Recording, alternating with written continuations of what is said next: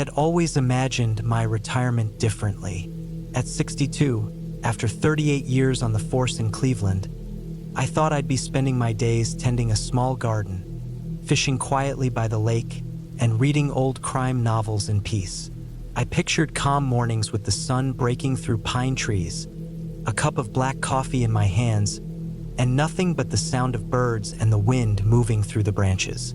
That fantasy had brought me out to northern Minnesota, where I bought a small, weathered cabin tucked deep in the woods, far from the noise, far from the chaos that had defined my life as a cop. The cabin itself was older than I was willing to admit without grimacing.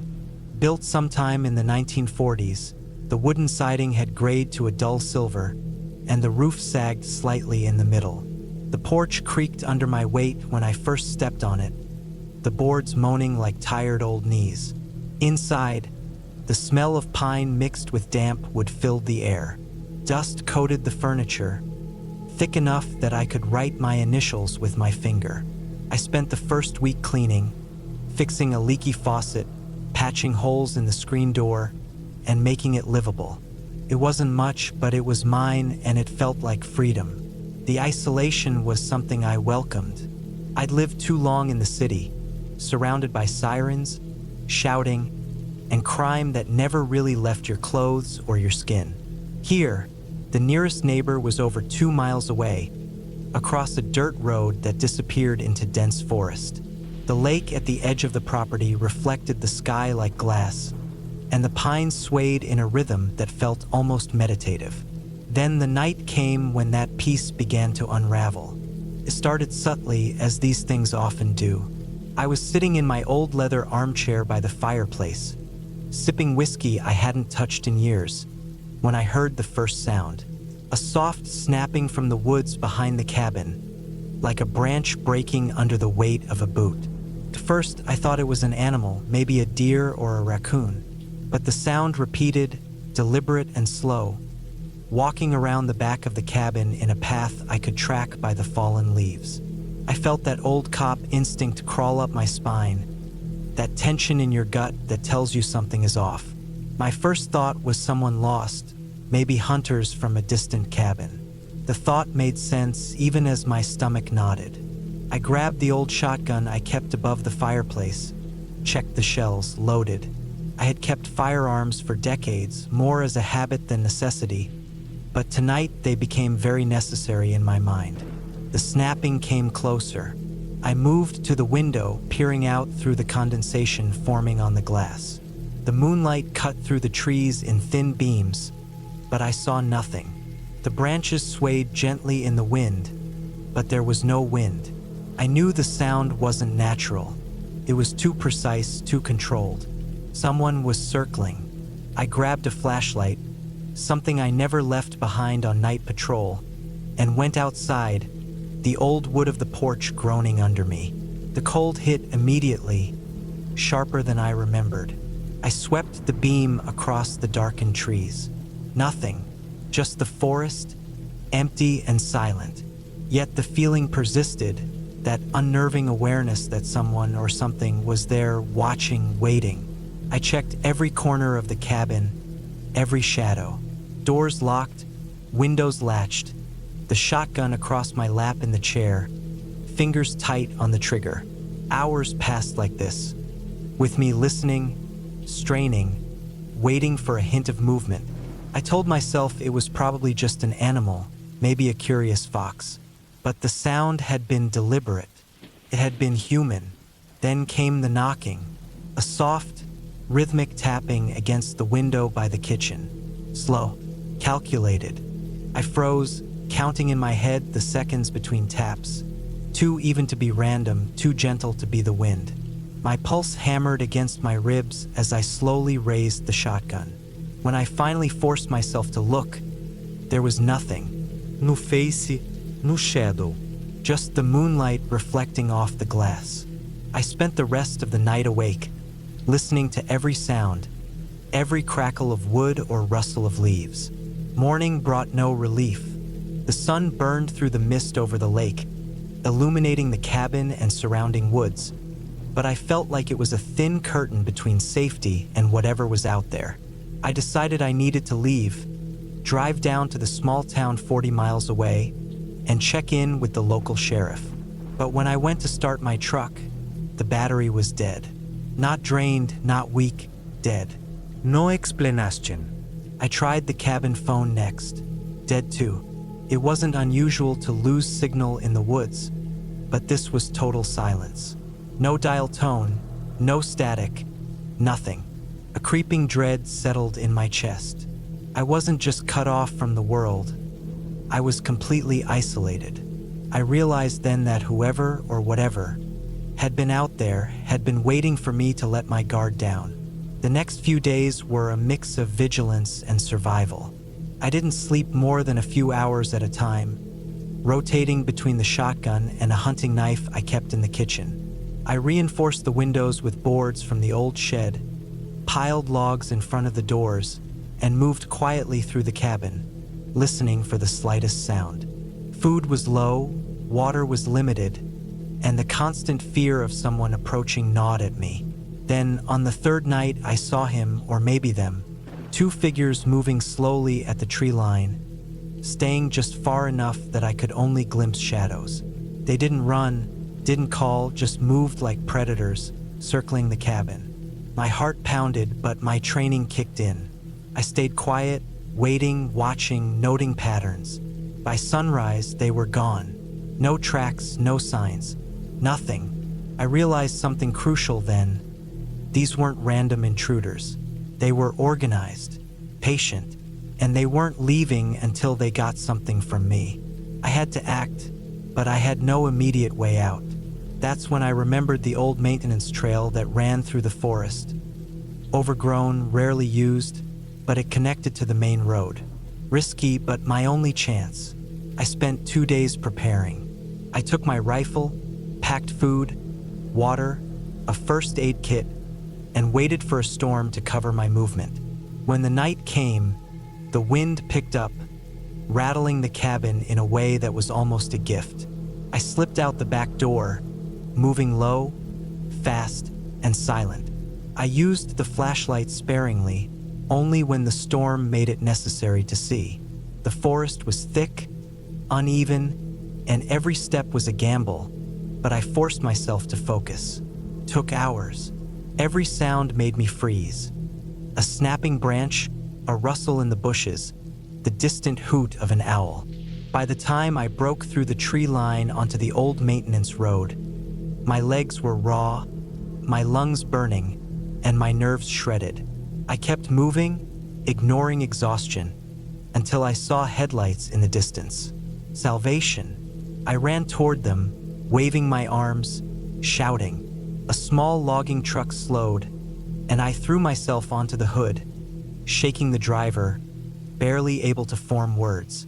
They took me back to town, and the sheriff listened, eyes wide, as I explained what had happened. Local rangers searched the area, but found nothing. No signs of the intruders, no tracks, no disturbances. The cabin looked untouched from the outside, as if the forest itself had swallowed any evidence. I never returned. I sold the cabin, walked away from the quiet dream I had chased, and moved closer to town. I traded the illusion of solitude for safety, the forest for the hum of electricity, the peace of isolation for the simple certainty that I could call for help. Even now, when I drive past northern Minnesota, I remember that night vividly. I remember the snapping, the figures in the shadows, the taste of fear that stayed in my mouth like ash. I sometimes wonder who or what was out there patient and waiting, and I know I was lucky, luckier than most. Some nights, when I close my eyes, I can still hear the creaking of the cabin porch, the soft tapping at the window, and I'm back there, 62, alone in the dark, with the forest around me and no one to trust but myself.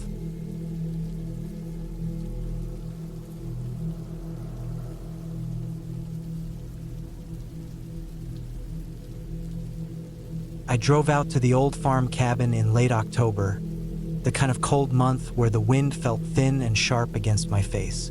The cabin sat in the middle of an abandoned property in northern Wisconsin, far from the nearest town, buried between empty cornfields and broken fences. I had taken a week off work just to get away from people. I was 34, tired, and worn out from the noise of my life. I thought time alone would clear my head. I didn't expect anything strange. I didn't expect anything dangerous. I just wanted silence. The cabin was built in the early 60s. Weathered gray boards covered the outside walls, and the roof sagged at one corner like an old animal that had accepted its age. Inside, there was one small bedroom, a kitchen with rusty pipes, and a living space with a wood stove that smelled like wet ash. I had brought my own heater, sleeping bag, canned food, and tools. I felt fine being alone. I had camped many times before. I knew how to manage myself. The first day went normal. I walked around the property, checked the barn behind the cabin, and looked at the old pasture. Everything felt abandoned for at least a decade. The grass stood tall and stiff. The barn's doors hung crooked.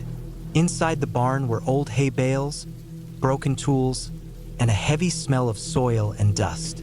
The silence was so thick that when I stepped on a loose board, the sound echoed like a shout. By the second night, I noticed something strange. I was lying in my sleeping bag, half awake, listening to the heater hum softly. Outside, I heard movement, slow, heavy movement.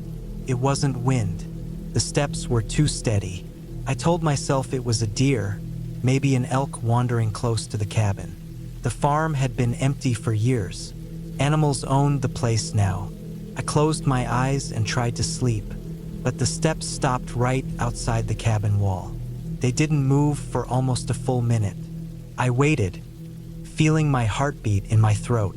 I didn't move. I didn't breathe loud. Then the steps moved again, circling the cabin slowly, almost like something or someone was checking each side. When the sound faded, I let myself relax. I still told myself it was an animal, maybe a big one. Anything else felt stupid and paranoid. The next morning, I found the dirt outside the cabin disturbed in long patches, but the ground was too dry to see clear prints. I stared at the marks for a long time, trying to make sense of them. I walked the edge of the cabin but didn't find anything that gave me a real answer. It bothered me, but I didn't let it ruin my day. I spent the afternoon cleaning the barn. The deeper I went inside, the darker it got. Dust floated in the air like thin smoke. Some old animal smell lingered near the far corner, but I didn't see anything living. I moved things around, sweeping, stacking, trying to make it feel less like a place where something might be watching me. Being alone on a big, empty farm made every sound feel louder, every shadow feel fuller. Around evening, I went back inside the cabin and cooked canned beans on a small portable stove. I sat on a wooden chair by the window, looking out at the dim field. The sky turned purple, then black. There were no streetlights, no houses nearby, nothing but the shapes of old trees and the open land around me.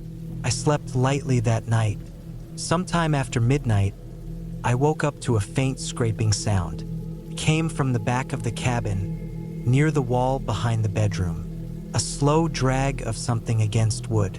Stopped, started again, then stopped. I stayed still, listening, trying to figure out what could even make that noise. I pictured a branch rubbing because of wind, but the night was dead calm. I didn't hear a single gust. I waited for almost an hour before the sound stopped. When morning came, I walked around the back of the cabin. The wall had long streaks of dirt on it, fresh and smeared. Something had pressed against it, maybe an animal rubbing itself. I tried to believe that. I had been alone for 2 days, enough time for imagination to twist small things into big threats. But the third night broke any comfort I had left. It was colder than the previous nights. I wrapped myself in 2 layers and still felt the cold air sink into my bones. Around 2 a.m., I woke up because of a dull thudding sound. It was steady and spaced out, like something hitting the ground with weight. I sat up slowly, my hands shaking without me meaning to. The heater's soft buzz was the only warm sound inside the cabin. Outside, the thudding kept coming. I crawled out of the sleeping bag, moved toward the window, and carefully looked through the corner of it. The field was mostly dark, but the moon gave the land a washed-out silver glow. I scanned the area, slow, trying not to make sudden movements. Near the old barn, I saw something move. A tall figure, too tall for any normal person. Not wide, not muscular, just tall, thin, and wrong in a way that made the air feel heavier. It moved slowly along the side of the barn, almost dragging one leg. Its posture looked off, like it wasn't comfortable standing on 2 feet. The moonlight barely caught it, but I saw enough to feel the bottom of my stomach drop. I stepped away from the window immediately, moving slow so the floor wouldn't creak. My chest tightened. I didn't want to breathe. I didn't want to make a sound. I knew there were no neighbors for miles. No reason for anyone to be on the property. No one should be out there at this hour, and definitely not something shaped like that. The thudding started again, closer this time. I could hear the steps crossing the yard. I felt sweat collect on my forehead even though the cabin was freezing. I sat on the floor, back against the wall, listening as the steps circled the cabin the same way they had 2 nights earlier. But this time, much slower, much heavier. For almost 20 minutes, it stayed close. Sometimes I heard breathing, not loud, but rough, like someone with damaged lungs trying to pull in air. At one point, I heard something brush the wood of the cabin again, sliding along it. I gripped the small camping axe I had brought, even though I knew it wouldn't do anything if something broke through. Eventually, the steps faded. The breathing disappeared. The night felt empty again. I stayed awake until dawn. When the sun came up, I went outside to the barn. Every step felt forced, like my body wanted to turn around, but my mind refused to be scared out of the truth. I pushed the barn doors open. Inside, the floor was disturbed. Deep marks, dirt pushed aside, hay scattered like something had dragged itself or paced for hours. In the far corner of the barn, near a collapsed stall, I found long strands of something dark and coarse stuck to a broken board. Not hair, thicker, rougher. I didn't want to keep looking. That was the moment I knew I needed to leave. I packed fast, stuffing everything into my truck without caring about order. The cabin felt too small, too quiet, like it was listening. The yard felt too open. The air felt too still. I didn't wait another night. I didn't even finish checking the cabin before I locked it. When I got into my truck, I looked once more at the barn. The doors, which I had left swung open, were now shut. Both of them perfectly aligned, as if someone had pushed them closed gently after I left. I drove away fast, tires spitting dust and gravel behind me. I didn't look in the mirrors. I didn't stop until I reached the main road, miles from the property. I never went back to that cabin. I didn't tell anyone the full story. I didn't try to guess what I saw or what walked around the cabin at night. Whatever it wasn't something I wanted to understand. It was real. It was there, and it was watching me that whole time. The week I thought would clear my head only showed me how fragile the feeling of safety can be. Sometimes the world doesn't need ghosts or legends to scare you. Sometimes something real, something that shouldn't be there, something that moves wrong and watches too closely, is enough to make you leave a place forever. And I knew, as I drove away that morning, that if I had stayed one more night, I would not have walked out of that farm alive.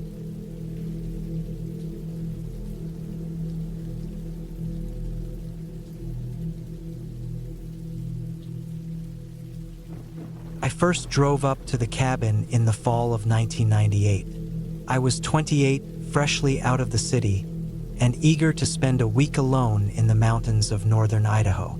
The air smelled sharp with pine, damp earth, and the faint decay of fallen leaves.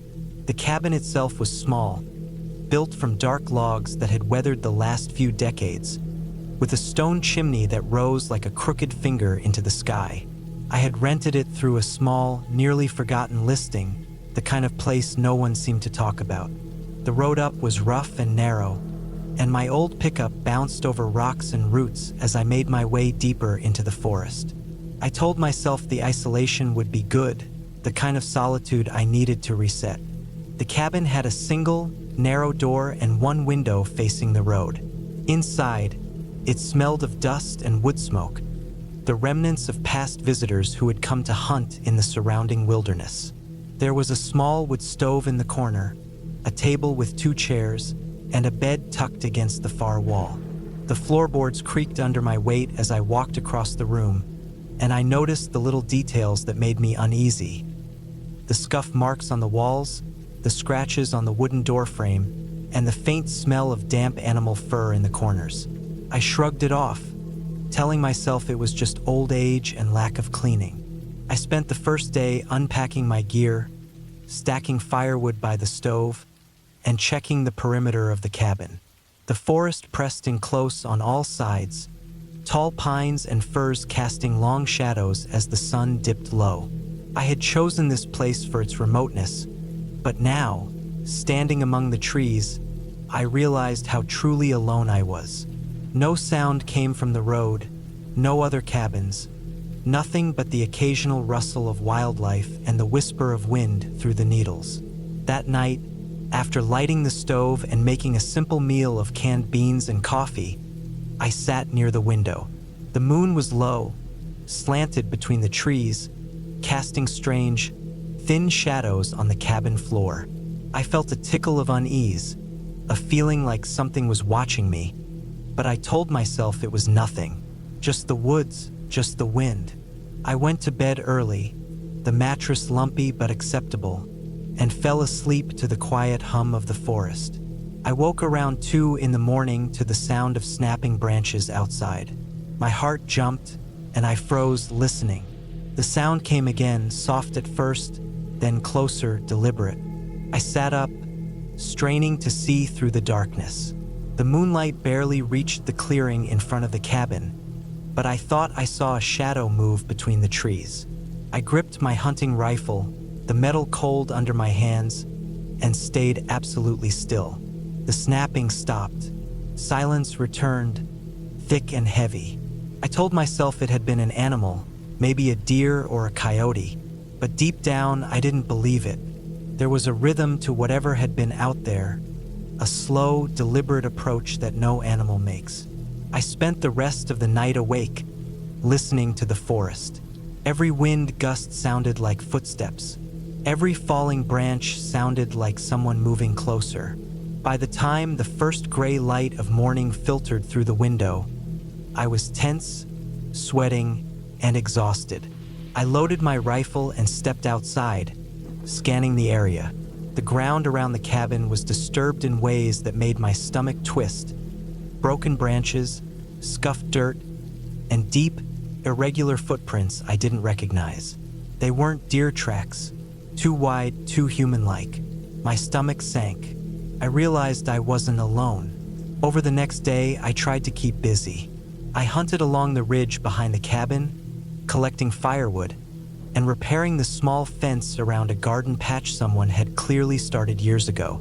But every so often, I'd notice something. My tools slightly moved, my firewood stacked differently, and always those footprints near the cabin, appearing and disappearing as if whoever or whatever was here was moving just out of sight.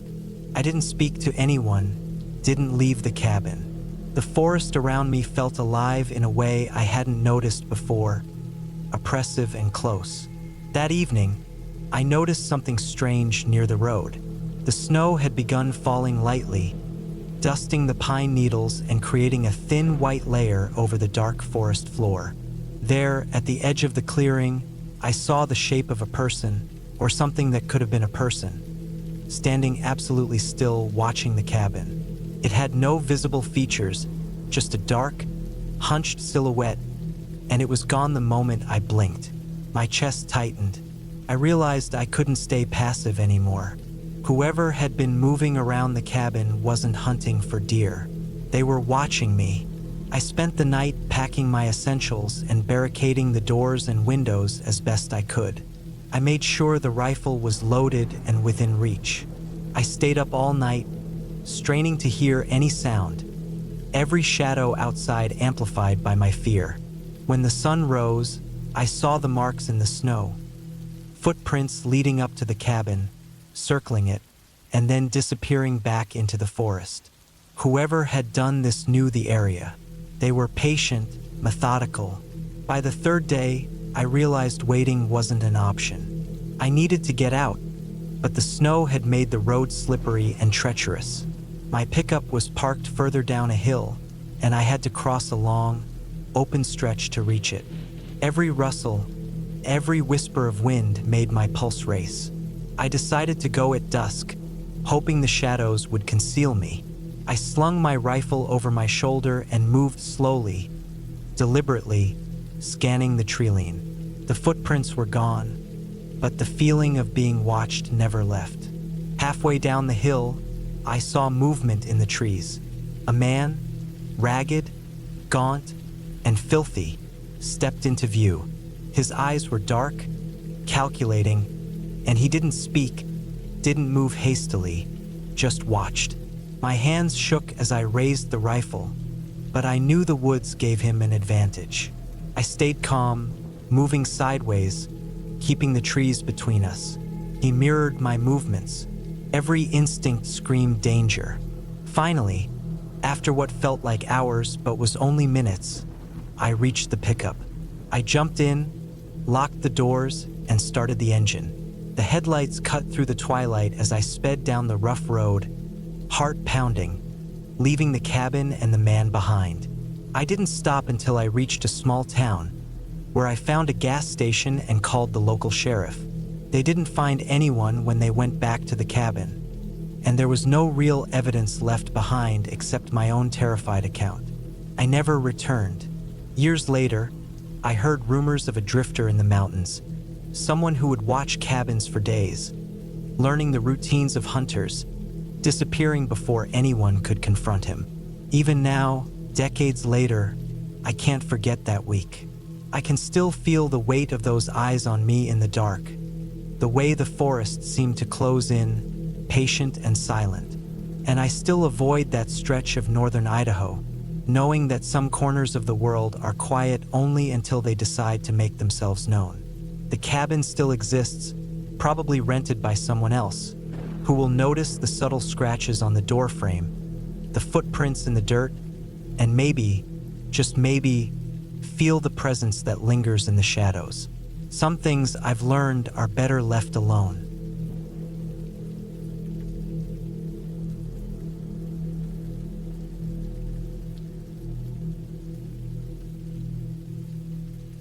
It was the winter of 2008 when I decided to take a break from the constant chaos of city life. I had spent the past 10 years as a field technician, traveling between sites and barely having time to breathe. At 34, I felt burned out and needed solitude. That's how I found myself driving down a gravel road in the remote parts of northern Vermont, heading toward a small cabin I had rented through a friend's contact. The cabin, built in the late 1970s, sat near the edge of a thick pine forest, with a small frozen creek winding beside it. From the moment I pulled up, I noticed how isolated it was. No neighbors for miles, no cell service, just me and the endless white landscape. The first thing I did was unload my car, dragging in supplies I had carefully planned. Firewood, canned food, bottled water, and an old wood stove that would become my lifeline for warmth.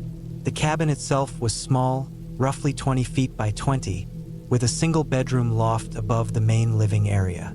The floors were old pine, scuffed and stained from decades of use, and the windows rattled faintly in the bitter wind. I spent the first night stacking firewood near the stove, checking that the doors and windows locked securely, and trying to convince myself that being alone wasn't a problem. I kept hearing small noises, branches tapping the roof, snow sliding off the metal gutters, but I chalked it up to the wind. By the second day, I had started exploring the woods around the cabin. There was a narrow trail leading deeper into the forest, though it had been unused for years. The trees were tall and dense, their needles thick with snow. The air was crisp and smelled of pine and frozen earth. I had brought a small hunting knife and a backpack with water, just in case I wandered too far, though I thought the idea of getting lost was unlikely. I could always return to the cabin. It was the only structure for miles. It was during this second day that I noticed something odd. There were footprints in the snow leading from the creek toward the cabin, but they didn't look like animal tracks. They were large, irregular, and human. At first, I assumed they were from a hunter or a hiker, but the prints stopped abruptly near the edge of the woods, and there were no signs of anyone returning. I felt a small prick of unease, but I didn't think too much of it. People came out here in winter to hunt or hike, and this place was so remote that the trails were rarely maintained. That evening, while chopping wood for the fire, I realized the front door had been slightly ajar. I could have sworn I had locked it before going to bed, and the latch was bent slightly. My stomach tightened. I double-checked the windows and the loft, then made a careful inspection of the perimeter of the cabin. There were no footprints nearby, nothing to suggest someone had been inside recently. I tried to calm myself, telling myself the wind or the uneven floor had pushed the door open, but sleep didn't come easily that night. I kept imagining shadows moving outside the windows, the occasional creak of the roof making me tense with every sound. On the third day, I ventured further into the forest, carrying a small backpack with a flashlight, food, and a radio. I wanted to map the area, see if there were any other structures, or at least get a sense of how deep the forest went. The trail became harder to follow, buried under layers of snow. The sun dipped lower than I expected, and shadows stretched long between the trees. That's when I saw a makeshift camp, abandoned but not old. There was a small fire pit with charred wood, a torn tent flap, and scraps of fabric fluttering from a nearby tree branch. I felt a chill. Someone had been here recently. I returned to the cabin quickly, feeling exposed in the wide-open white forest. The wind was picking up, whipping snow around like tiny shards of ice. By the time I reached the cabin, my fingers were numb, and I could barely feel the grip of the doorknob. I bolted the door and huddled near the stove, letting the warmth seep into my bones. I didn't want to admit it to myself, but the isolation was starting to feel dangerous. That night, I heard it, the slow, deliberate crunching of snow around the cabin. At first, I thought it was my imagination, the wind against the metal roof, but the sound was too steady, too controlled. Someone was walking around outside, circling the cabin. My heart pounded as I grabbed the hunting knife I had left on the table and crept to the window. I could just make out a dark figure moving past the trees, keeping to the shadows. There was no gunfire, no voice, just the sound of boots pressing against frozen snow. I stayed awake all night, shivering and listening. When dawn came, I ventured outside, careful to avoid leaving my own footprints too close to the cabin. There were no tracks left by the figure, only deep depressions in the snow where the wind had drifted them. It was as if the person had vanished. That day, I gathered as much firewood as I could and barricaded the cabin as best I could. I reinforced the door with a thick beam I found in the shed and stuffed towels under the windows. Every shadow outside felt threatening. Every distant crack of ice felt like a warning. By the fifth day, my nerves were frayed, but I decided I couldn't stay cooped up forever. I had to check the creek, at least to make sure the water supply hadn't frozen completely. I wrapped myself in layers, took the knife, and moved cautiously through the snow. I stayed alert for any signs of movement, any footprints, any sound of another person. The creek was partially frozen, but I was able to scoop some water and return safely. The walk back felt longer than it should have, the trees more menacing, the silence thicker. That night, I made a decision. I couldn't risk waiting for whoever or whatever had been circling the cabin. I packed essential supplies, enough food for a day, the knife, some rope, and my winter coat. I left a note in the cabin, tucking it into the stove. I had to leave. If anyone finds this, the area is unsafe. Then, before sunrise, I set out toward the main road, following the compass app on my old phone. I kept my eyes on the tree line, ears straining for any sound. It took hours to reach the road, my legs aching and muscles stiff from the cold. At last, I saw a faint outline of a vehicle in the distance, a snow plow making its way down the gravel path. I waved frantically, my heart hammering, and it stopped. The driver, an older man bundled against the cold, listened as I explained my situation. He radioed for backup and agreed to drive me back to the nearest town, warning me not to return to the area alone. Looking back at the cabin from the warmth of the truck, I realized how close I had come to a real disaster. The isolation, the unpredictability of whoever had been lurking nearby, and the sheer remoteness of the place could have cost me my life. Weeks later, I learned from the local sheriff that someone had been living illegally in the woods for months, moving between abandoned camps and avoiding detection. They had left signs of their presence near my cabin, but the cold and snow had hidden everything from me until it was almost too late. I never went back. The experience left a mark on me, and understanding that nature, while beautiful, is indifferent, and that isolation can be far more dangerous than I had ever imagined. Even now, when I drive past a remote forest or see a cabin tucked deep into the woods, I feel the memory of that winter pressing against my chest. The biting cold, the sound of someone circling outside, and the hollow feeling of being utterly alone. I survived because I stayed alert, trusted my instincts, and moved decisively when danger became unavoidable. And that, more than anything, is the lesson I carry from that winter in Vermont.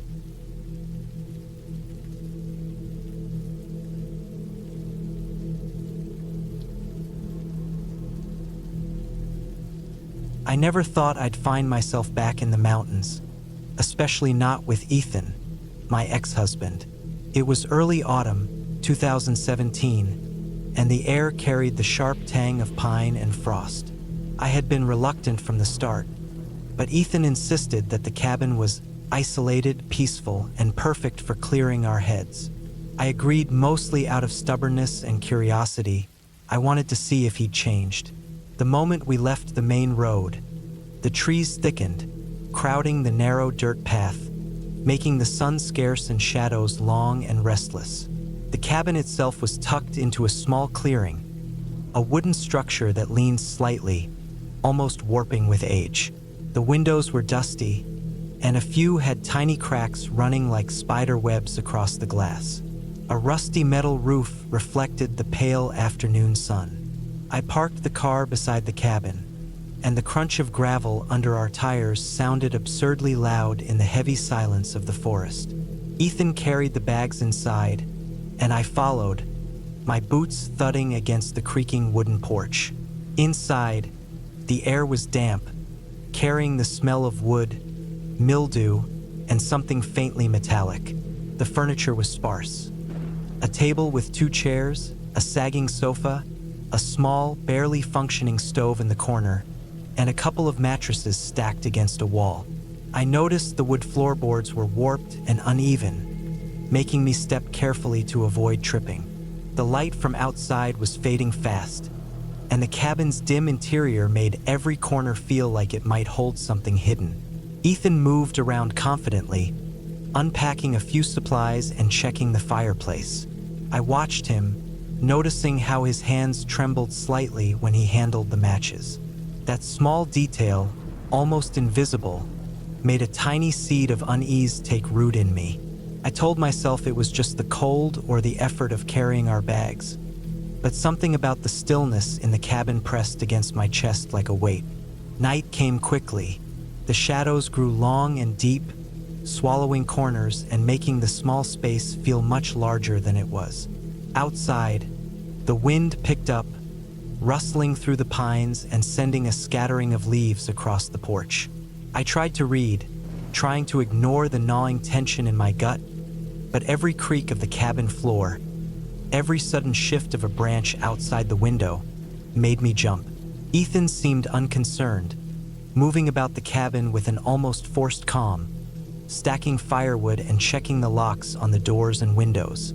I tried to sleep that first night, curling up under a thin blanket on one of the mattresses. The winds whistling through the cracks in the walls sounded like a chorus of whispers. Each time the old cabin groaned under its own weight, I jerked awake. Ethan's steady breathing on the other mattress offered some comfort, but it wasn't enough. At some point, I realized that the forest outside was alive with noises, scratches, thumps, and the occasional snap of a branch. Every time I thought it was an animal, my imagination twisted it into something more sinister. By the time morning came, I had barely slept. The next day, we explored the surrounding area. The forest was thick, the trees densely packed with undergrowth, and the only paths were narrow and uneven. We found a small stream, the water cold and clear, trickling over mossy stones. I tried to distract myself with the scenery, telling myself it was beautiful, that it was peaceful. But there was something about the way the trees seemed to close in around us, the way the shadows clung to the ground, that made me uneasy. Ethan seemed oblivious, moving ahead, chopping small branches and clearing our path. I noticed how his eyes scanned the forest constantly, too alert, too calculating. I tried to ignore it, but a slow dread crept up my spine. By the third night, the unease had grown heavier, almost suffocating. The wind outside had picked up again, rattling the cabin like a drum, and the darkness inside seemed denser than ever. Ethan had built a fire, but it barely pushed back the shadows. I couldn't shake the feeling that we weren't alone, not in the supernatural sense, but in a human sense. The isolation made every small noise, every movement magnified. Footsteps in the distance would freeze me in place, and I would hold my breath until I convinced myself it was just the wind or an animal. Then it happened. Late that night, I woke to a noise, a deliberate, dragging sound from the back of the cabin. My heart slammed in my chest as I pulled the blanket tighter around me, straining to hear. Ethan was asleep, or at least it sounded like he was. The noise grew louder, closer, like something or someone was moving around the perimeter of the cabin. I didn't have a weapon, nothing to defend myself, and the phone had no signal. Panic set in, twisting my thoughts. I considered screaming, but the sound of my own breathing seemed deafening in the night. The dragging sound stopped suddenly, replaced by a silence so thick it felt suffocating. I stayed frozen until the first hint of dawn lightened the edges of the windows. When morning came, I thought maybe it was just my imagination, heightened by the fear and isolation. But then I noticed the marks. Outside the cabin, on the worn wooden porch, were faint scuff marks, dragging lines that hadn't been there the day before. And in the dirt beside the cabin were footprints, strange and unfamiliar, leading away into the forest. I told myself it could be a stray animal, a deer, or something else harmless, but my gut refused to believe it. Ethan noticed the marks too, but he didn't say anything. He just moved around as if everything was normal, though I could see the tight line of his jaw and the way his hands clenched as he carried water from the stream. The tension built for another day, every sound outside making me flinch, every shadow inside making me jump. By the fourth night, I realized that staying in the cabin was no longer just uncomfortable, it was dangerous. The sense of being watched, of not being entirely alone, was inescapable. Ethan suggested we leave, but I could tell he wasn't eager to admit the truth. We had no idea what or who had been outside. The thought of hiking back through the dense forest, alone and with him, was terrifying. But we had no choice. We packed quickly, moving in near silence, both of us alert to every sound. The walk back to the road was slow and tense, the forest feeling hostile and alive with shadows that seemed to stretch and twist unnaturally. My muscles ached, my mind raced, and every snapping twig sounded like a warning. When we finally reached the dirt road and the car, relief washed over me in waves. The isolation, the cabin, the night noises. It all seemed unreal now, like a test we had barely survived. Ethan didn't speak the whole drive back. Neither did I. It felt like agreeing silently that we'd never come back was the safest thing we could do. We left the mountains behind, the forest closing in again as the road curved away. I glanced at Ethan once, noticing how tense his shoulders were, how pale he looked despite the sunlight. The cabin, the dragging sound, the footprints. It would stay with me, a reminder of how vulnerable and small we were out there. We never spoke about it again, and for the first time in a long while, I was grateful for the distance between us. The mountains were beautiful, but I realized some beauty came with dangers too raw, too close to ignore. And sometimes the scariest thing isn't ghosts or monsters. It's isolation and the realization that the world beyond the walls you build can reach inside, in ways you never expect. By the time I got home, I unpacked slowly, carefully putting away each item as if each piece could carry the fear away with it. I took a long shower, washing off the grit, the cold, the tension, but not the memory. The next morning, I walked outside and let the sunlight fill my senses, realizing how much I had missed the ordinary sounds of the city. Cars, distant voices, dogs barking. Life outside the forest felt safe, grounded, real. The cabin, the shadows, the dragging noises. They belonged to a place I would never return to, a lesson etched in the corners of my mind about fear, survival, and the thin line between solitude and danger.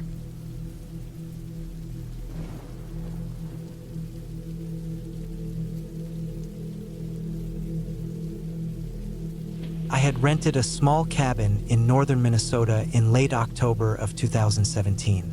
I was 34 at the time and tired of the noise of the city, tired of the long nights of work, and tired of feeling like I had no space in my own life. The cabin sat on the edge of a long stretch of mixed forest, thick with pines and birches, with a lake about a half-mile behind it. The place looked like it had been built decades earlier, with dark wood walls, a tin roof, and a narrow porch that creaked when even a squirrel ran across it. When I stepped inside on the first day, the air smelled old, like dust mixed with smoke that had sunk into the walls after years of winters. I remember thinking the silence felt too heavy. It wasn't peaceful yet. It was the kind of quiet that felt like it had weight, as if the trees outside were listening to every movement I made. I tried to brush that thought off because I knew I came there for calm, and I didn't want my own imagination to ruin it for me. The first day went fine. I stacked my food in the old fridge, set my sleeping bag on the bed because the cabin blanket smelled like it hadn't been washed in a long time, and walked around the area until the sun went down. The temperature dropped fast once the light left, and the trees let out these loud cracks from cooling. I kept telling myself it was normal. Wood expands and shrinks. Nature makes noise. That night, I didn't sleep well. I kept waking to the sound of something light moving around outside. I told myself it was probably raccoons or deer. The woods were full of animals. I tried to relax, but each time I drifted off, some small sound brought me back again. The cabin walls were thin, and the wind pressed against them hard enough to make them shift slightly, which only made me more alert. By the second night, the noises seemed different. They were slower, more deliberate, like weight shifting on the ground, like someone stepping, then stopping, then stepping again. I lay still in the dark and tried to count my own breaths to keep myself calm. I couldn't see anything from the bed because the small window near it only showed a slice of the front yard, and the moon was hidden behind clouds. The cabin felt colder inside than it did outside, even though I kept the small heater running on low. The third morning, I noticed what looked like footprints near the edge of the porch. The The dirt was soft from a light drizzle the night before, and the prints were deep enough to show they belonged to something heavy. They weren't shaped the way I expected animal tracks to look. They were too long and too narrow, like someone barefoot had walked toward the cabin. Seeing them sent a pressure down my spine that stayed with me the whole day. I tried to think of a reasonable explanation. Maybe someone had passed through the area. Maybe a hiker or hunter got close and then left. But the cabin was miles away from the nearest road, and the tracks pointed directly toward the steps, then turned away into the trees. That day, I stayed inside more than I had planned. I kept checking the yard through the window. Every time the wind pushed the branches, I felt myself tense up, waiting for something else to move behind them. I didn't like the feeling, but I couldn't ignore it. It was too strong. The fourth night became the night I still think about years later. The day had been colder than the rest, and by evening a thin layer of frost had formed across the grass. When the sun dropped behind the trees, the sky turned the kind of dark that made it hard to tell where the forest ended. I made myself something simple for dinner, sat at the small wooden table, and tried to distract myself by reading an old magazine I found in one of the drawers. Around midnight, I turned off the lamp and lay on the bed, still wearing half my clothes because the air inside the cabin felt sharp with cold. I must have fallen asleep for an hour or two before a sound pulled me awake. It wasn't loud, but it was close. Something brushed the side of the cabin. Not like wind, it had weight. A slow, dragging sound moved along the outside wall right behind where my head rested. I could feel the vibration through the wood. My whole body froze. I didn't move even an inch. I just listened, trying to understand what was happening. The sound continued, sliding past the window, then stopping. The stillness that followed was worse than the noise. Felt like something was waiting. The air had a strange pressure to it, as if the cabin itself was holding its breath. I forced myself to turn my head just enough to look toward the window. At first I saw nothing. Then I noticed a shape standing just beyond the glass. It was tall, taller than any person I had ever seen, and thin in a way that didn't look natural. I could just barely make out its outline because the moon had come out from behind the clouds, casting a faint light across the yard. The shape didn't move. It just stood there facing the window. I couldn't see its face. The glass had a thin layer of condensation from the inside warmth, blurring everything except the silhouette. My chest tightened so hard I could barely breathe. My mind kept trying to come up with a normal explanation, but nothing fit. The thing outside was too still, too tall, too focused on the window as if it knew I was watching. I felt like any movement on my part would give something away, so I remained in the same position, barely breathing. After what felt like several minutes, the shape shifted. Not a full step, just a slight tilt of the head, as if it was listening closely. Then it moved away from the window, slow and controlled, disappearing into the darkness at the edge of the trees. I stayed frozen long after it was gone, afraid that if I moved too soon it might return. I didn't sleep again that night. I sat against the wall with the small flashlight in my hand, waiting for the first hint of sunrise. When the light finally came, I stepped outside even though my legs felt unsteady. I wanted to know if anything had been left behind that could prove I hadn't imagined the whole thing. What I found confirmed it had been real. On the ground near the window were footprints again. The same long, narrow shapes as before, but much clearer this time. They were spaced wide apart, like something with long legs had taken slow, heavy steps. The frost around them had melted slightly from the warmth of whatever stood there. The prints led from the trees toward the cabin and then back again. They weren't human. They weren't shaped like any animal track I recognized either. Seeing them in daylight made my stomach turn in a way nothing else had. I didn't pack slowly. I threw everything into my bag, grabbed what I absolutely needed, and left the cabin without looking back. The walk to my car felt endless. Every sound in the forest made me flinch. Every broken stick under my boots sounded too loud. like it would draw something toward me. When I finally reached the car, I locked the doors the moment I sat down and didn't stop driving until I was far away from the cabin and the woods. In the months after, I tried to tell myself it was some strange animal. Maybe something deformed, maybe something rare, maybe something passing through the area. I tried to focus on explanations that made sense. But the shape I saw in the window, the way it stood still like it understood I was inside, and the tracks that had no normal match, they stayed with me. I knew those details didn't fit anything simple.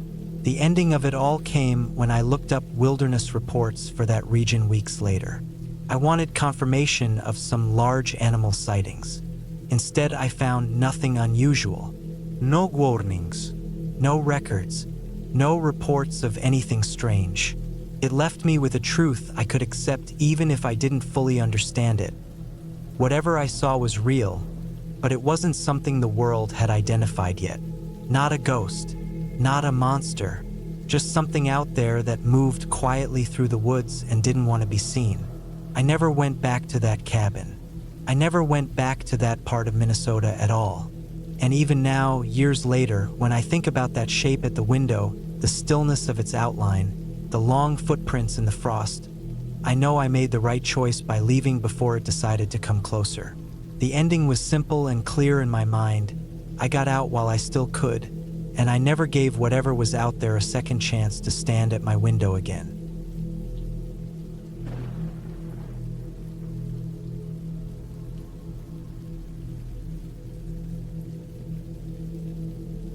I didn't know what I was walking into at first. The sun was sinking low behind the rolling hills of southern Kentucky in the fall of 1998, and the air had that sharp, earthy smell that comes after a week of early frost. I was 32, and I had been riding along back roads on my old pickup, chasing rumors about a small-scale criminal operation that had been quietly running out of a patch of woods just off Highway 421. I had worked in law enforcement for a decade, mostly petty theft and narcotics, but this one had a different smell, like someone had taken their time building a trap and making it invisible to outsiders. The cabin appeared almost out of nowhere. I had turned onto a narrow dirt road that wound between cornfields, the stalks brittle and dry, and there it was, tucked behind a thick row of oaks and maples. It wasn't fancy, just a single-story log structure with a sagging tin roof that had been patched in a few spots. A rickety porch ran along the front, and there was a faint trail of smoke curling up from a small stovepipe. From the outside, it looked deserted, but something about the way the smoke lingered told me someone was home. I parked 50 yards down the road, behind a large bush, and watched. The clearing around the cabin was small. There was a rusted truck parked to the side, older model, missing its hubcaps, and a few pallets stacked up along the side of the building. A pile of firewood leaned against the cabin wall, covered in a faded tarp. The ground was littered with footprints, some fresh, some older, and tire tracks that hadn't been made by any ordinary vehicle. I had seen a lot in my years on the force, and I knew this wasn't just a place to hide out, it was an operation. I stayed crouched in the brush until the sun had completely vanished. The temperature had dropped quickly, and the first sharp bite of winter was in the air. My flashlight was tucked into my jacket, along with a small camera and my notepad. I needed evidence before moving in, and I needed to understand what I was dealing with. From the shadows, I could see the outline of two men moving around the cabin. One of them was stocky, with a broad back that seemed to fill the doorway whenever he moved. The other was thinner, almost wiry, and he carried something long and heavy, too long to be just a piece of firewood. I watched for hours, taking notes. The stocky one moved constantly, almost like he was patrolling the perimeter. The thin one disappeared inside the cabin more often, returning with boxes or crates I couldn't identify from this distance. The quiet made the night feel even longer. The only sounds were the occasional crack of a branch underfoot and the faint hum of insects lingering in the last of the warm air. By midnight, I had a rough idea of the cabin's layout. There was a main room, a small kitchen area, and a back room that looked like it had been converted into storage. The men didn't have lights on much, and they kept close to the cabin's walls, which made me think they were cautious, but not paranoid. I needed a better angle. I slipped further into the woods, following the curve of the tree line, until I found a small rise that overlooked the back of the cabin. From there, I could see more clearly. Crates stacked near the back door, a few glass jars with something that glimmered under the weak moonlight, and the thin man carrying a rifle down to a hidden pit I hadn't noticed before. I made a mental map, and I noticed something else. There was a network of wires running along the ground, almost like tripwires. They were hard to see, but with the moonlight catching on the metal ends, I could tell they were there. Whoever was running this place wasn't just lazy. They had made an effort to protect it. That meant I had to be careful. A single misstep could set off an alarm or worse. Hours passed, and the night dragged on. My muscles ached from crouching, my hands were stiff from the cold, and my mind was running through every scenario I had trained for over the years. Finally, around 2 a.m., I saw an opening. The stocky man went to the far side of the clearing to check something in the truck. The thin one was moving inside, unaware that the perimeter was lightly exposed. I made my move. The dirt was frozen in places, making my steps quiet but unpredictable. I crept closer, staying in the shadows, until I was almost directly behind the thin man. I could hear his breathing, slow and steady. The smell hit me then: oil, old wood, and something chemical, sharp and biting. I froze, realizing this operation wasn't just about smuggling or small-time theft. Whatever was in those crates, it was dangerous.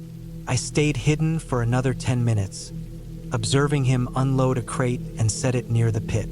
The pit itself was a shallow trench lined with metal sheets, with more jars inside. I could see labels scratched out, a few numbers, and some warnings scribbled in a rush. This was illegal and likely toxic. The realization hit me hard. I was no longer dealing with simple criminals. This was a small-scale lab, and it was active. I stepped back, weighing my options. Going in now was suicide. The men were armed, and even a single warning shot could end badly. I had to retreat, get back up, and return with more people and proper equipment. I marked the location in my notebook and memorized the route back through the woods. On the way out, the wind picked up. A sudden gust rattled the leaves and made me flinch. I had taken the longest route to avoid detection, but I could hear footsteps behind me. I froze, listening, heart pounding in my chest. The crunch of leaves and twigs grew louder, deliberate. Whoever it was had noticed something. My mind raced. I ducked behind a tree, counting seconds. The footsteps passed, slow and cautious. Whoever it was checking, not chasing. I exhaled, but didn't move. By 3 a.m., I was back on the dirt road, my pickup visible in the distance. I climbed in and started the engine, the headlights cutting through the darkness. The smell of frost and damp earth filled the cab, and for the first time that night, I allowed myself to think clearly. I had what I needed: maps, notes, and observations. The rest would wait until morning. I drove to the nearest sheriff's office, a small brick building in a town that slept like it was still in the 19th century. I walked in just as the sun was rising, casting a pale orange glow over the hills outside. My partner and I spent hours going over the details.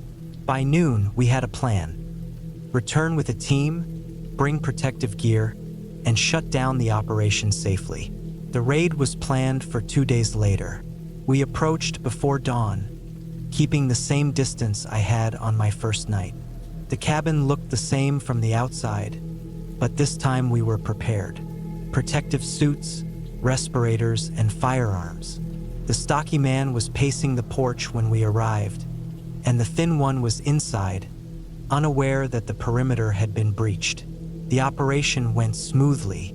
The stocky man was arrested without resistance. The thin man didn't even see us until it was too late. We secured the crates, labeled them as hazardous, and called in experts to dismantle the makeshift lab. The smell was overwhelming: chemicals, solvents, and a strong metallic tang. But the cabin was finally empty and safe. Weeks later, I drove past that same dirt road. The cabin had been demolished, the clearing cleared, and the forest slowly reclaiming the area. I remembered the tension, the silence, the careful observations that had kept me alive that night. It was a reminder of how easily danger could hide in plain sight, and how careful patience could make the difference between life and death. That night had stayed with me, every detail burned into memory. The smell of the woods, the creaking of the old boards, the glint of metal under moonlight. I had walked into a dangerous situation alone, and I had walked out with a plan and a clear mind. The operation was shut down, the criminals behind bars, and the cabin gone. But the memory of it never left.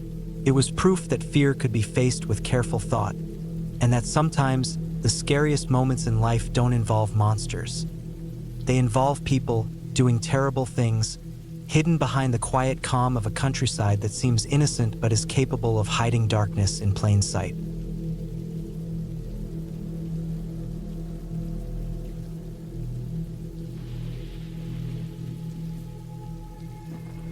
I first saw the cabin in the fall of 1997, when I was 22 and desperate for a place to clear my mind. I had been working in construction all summer, hauling lumber and concrete in the heat, and by late October, I was bone-deep tired. My friend Jake, who worked with me, mentioned a spot deep in the Allegheny Mountains in Pennsylvania. "Old hunting cabin, nobody goes there," he said. "Perfect for you to get away." I didn't need much convincing. I had a beat-up Jeep, a few supplies, and a week of vacation. It felt like the kind of trip that would reset my brain. The drive-in was rough. The dirt road had been overtaken by weeds and fallen leaves. My Jeep rattled over stones and deep ruts, the tires crunching through layers of damp leaves. The sky was gray, heavy with clouds, and the air smelled sharp and cold, like wet wood and moss. The closer I got, the more the trees closed in, their twisted branches almost forming a tunnel over the road. By the time I parked at the edge of a small clearing, the sun was dipping below the horizon, and the forest around me had turned a dull, shadowed green. The cabin looked like it had been dropped in the woods 100 years ago and left to rot. The wood was dark, warped, and almost black in places. Moss and lichen crawled over the roof and walls. The windows were either broken or clouded with grime, and the door hung on one rusted hinge. I could see the outline of a stone chimney on one side, leaning slightly as if it had almost given up standing. Even from the outside, there was a feeling of emptiness, a silence that wasn't natural. No birds, no wind stirring the leaves, nothing except the soft drip of water from the roof where rain had started earlier. I stepped closer, carrying my pack, my boots sinking slightly into the wet ground. The wood creaked under my weight as I pushed the door open. Dust rose in the dim light, catching in the thin streaks of the last sunlight. Inside, the cabin smelled of damp wood, old smoke, and something I couldn't place at first, like iron and rot mixed together. The floorboards were weak, groaning under each step. I had to be careful, testing each board before putting my full weight on it. The interior was sparse. A stone fireplace dominated the main room.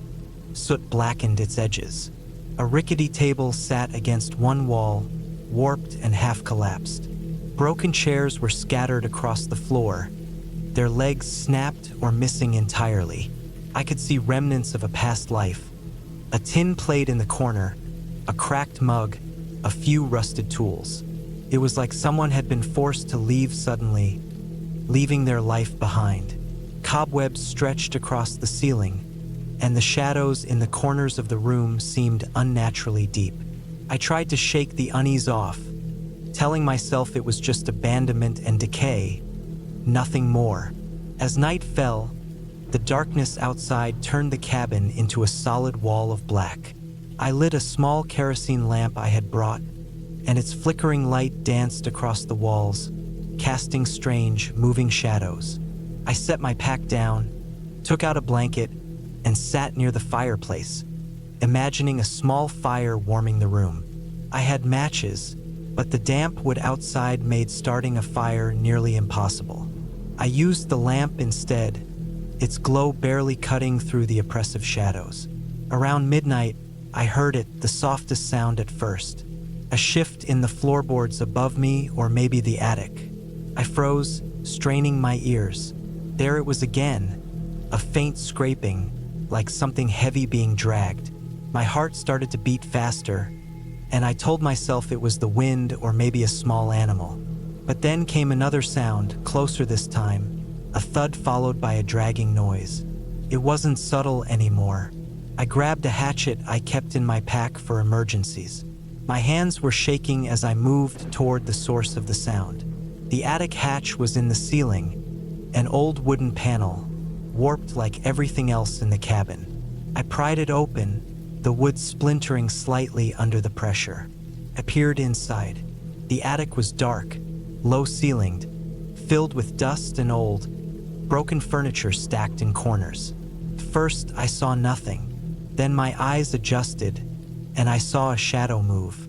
Not a trick of the lamp. Something had been in there. I stepped back, trying to calm myself, thinking maybe it was a raccoon or a large bird. But then the floor above groaned again, and I realized the sounds weren't coming from a small animal. They were deliberate, heavy, and moving toward me. Panic started to set in. I wanted to leave, but the Jeep was far down the rough road, and night had fully taken over the forest. The idea of walking back through the woods in total darkness made my stomach turn. I decided to secure myself inside the main room. I stacked the chairs and table to block the door and waited. Hours passed. The sounds came and went, scraping along the attic floor, falling debris, and sometimes a thump against the walls.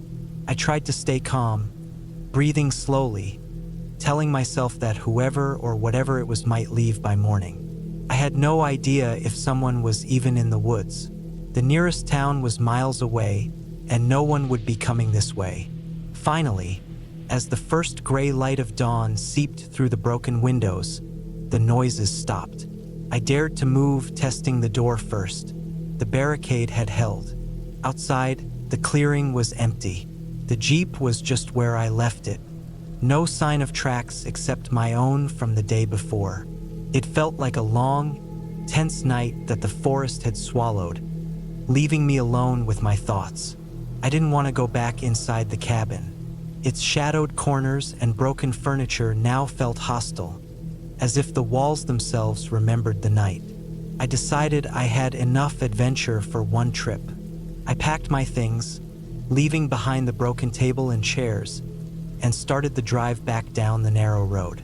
Every sound from the forest made me flinch, every rustle a reminder of what could have been lurking. By mid-morning, I had returned to a small gas station at the edge of the highway. I stopped, bought a cup of coffee, and sat in my Jeep, hands shaking even though I was safe in the open daylight. I called Jake and told him I was heading home. He asked if I wanted to go back, but I said no, not ever. The memory of the darkness, the scraping sounds, the feeling of being watched, it stayed with me for years. Looking back, the cabin wasn't haunted in the supernatural sense. It was just old, abandoned, and fragile in a way that made the forest seem alive. Wood rots, floors sag, animals hide, and sometimes people do too. But the lesson was clear. There are places in the world that aren't safe simply because they're left alone. The silence in those places isn't peaceful. It's waiting for someone to disturb it. And once you do, you understand how easily human presence can awaken the hidden life of a place, even if that life is just decay and shadow. I never went back to that cabin.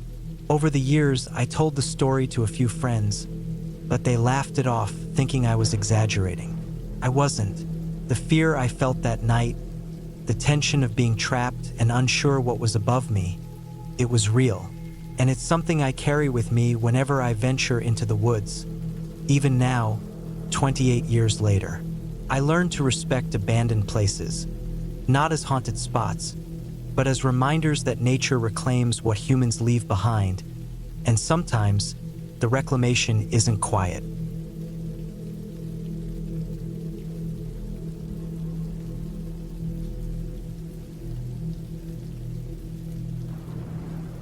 I was 39 when I decided to take a short break from my job as a warehouse supervisor in Manchester. My back had been hurting for weeks, my head felt heavy every morning, and my sleep was broken almost every night. I wanted a place that was quiet, somewhere far from the noise of trucks and forklifts. I found a small rental cabin in Northumberland, not far from the Scottish border. The listing showed old wooden walls, a stone chimney, a narrow gravel road leading to it, and a line of tall pine trees behind it. The photos looked peaceful, and the price was low enough that I didn't think twice. I drove there on a cold October morning in 2022. The sky was gray, and the air smelled like wet soil and rotting leaves. The closer I got, the more narrow and empty the roads became. Some of the old farmhouses I passed had boarded windows, and some fields looked like no one had touched them in years. The cabin sat halfway up a small hill, surrounded by thin, tall trees that swayed lightly in the wind. The wood on the outside was dark and damp, and the roof had moss on every corner. When I stepped inside, the place smelled like old fabric and cold stone. The floor had scratches in long, uneven lines, as if someone had dragged heavy objects back and forth many times. The windows were small, and most of the daylight felt distant even when the sun came out from behind the clouds. I unpacked my bag, set my phone on the dusty bedside table, and walked around to see the rest of the cabin. The bathroom tiles were cracked, the bedroom door didn't fully close, and the tiny kitchen had an old kettle that looked like it hadn't been cleaned in years. I didn't care about any of that. All I wanted was silence and a few days to breathe. The first evening, I sat outside on the small wooden steps. The air was cold enough to sting my nose each time I breathed in. I listened to the wind pushing through the pine trees and watched the sky darken until only the outline of the hill remained. I felt a strange calmness that I hadn't felt in months, but something changed around midnight. I woke up to a faint crackling sound, like someone stepping on dried sticks. I stayed in bed for a moment, thinking it was just a fox or some other animal moving around outside. The sound stopped, and I closed my eyes again. A few minutes later, it came back, but this time slower, more deliberate. The cabin floor was old, so the sounds echoed slightly through the walls. I felt my heartbeat in my throat as I sat up and listened. The crackling stopped again, then nothing. In the morning, I tried to ignore it. I told myself that old cabins make noises, especially in cold weather. I made tea, stepped outside, and looked around the trees. The ground was damp, but I didn't see any footprints. The woods were too thick to see far. Everything was still. I spent the day reading, walking around the property, and trying to relax, but I couldn't shake the feeling that someone had been close to the cabin that night. Every time I walked past a window, I felt as if someone might be behind the trees, watching and waiting. I kept telling myself it was just stress and lack of sleep. That night, the noises came again. This time, it wasn't just crackling branches. It was slow, steady steps. They circled the cabin, pausing near the windows. I felt the hair on my arms rise as I waited, staying completely still. The steps stopped near the back of the cabin. For a long moment, there was only silence. I held my breath without even noticing it. When I finally fell asleep near dawn, it was because my body couldn't stay awake any longer. The next morning, I walked around the back of the cabin. Halfway down the slope, the mud showed a long, thin line, as if someone had slid or dragged something there. A small patch of moss was torn from a rock, and the dirt looked newly disturbed. Again, no footprints, but something had moved there recently. The air felt different that afternoon, heavier. The trees didn't sway as much. Even the birds were quiet. I kept looking at the edge of the woods, waiting to see something. By late evening, the tension in my chest felt like a weight. I couldn't focus on anything, and every small noise made me flinch. I went inside early, locked the door, checked the windows twice, and stayed in the main room with the small fireplace burning weakly. The orange light made the walls look even older, and the shadows jumped slowly with every shift of the flames. Around 10 p.m., I saw her. I had walked to the small window beside the fireplace because I thought I heard something outside. The glass was fogged from the warmth inside mixing with the cold outside, so I wiped it with my sleeve. At first, I only saw darkness and the tall black shapes of the trees. Then, near the corner where the tree line met the slope, I saw a figure. A woman. She stood still, facing the cabin directly. She wore a long coat, soaked in dark, hanging heavily around her legs. Her hair looked tangled and wet, stuck to her head and shoulders. I couldn't see her face clearly, but her posture was unnaturally stiff, like she was forcing herself to stay completely still. My breath froze in my chest. I didn't move. I didn't blink. I couldn't tell how long she had been standing there before I noticed. Then she stepped forward. Not fast, not aggressively. Just one slow step, then another. I backed away from the window without making a sound. My legs felt weak, and my hands were shaking. I could hear my heart beating so fast it felt like it was echoing inside the room.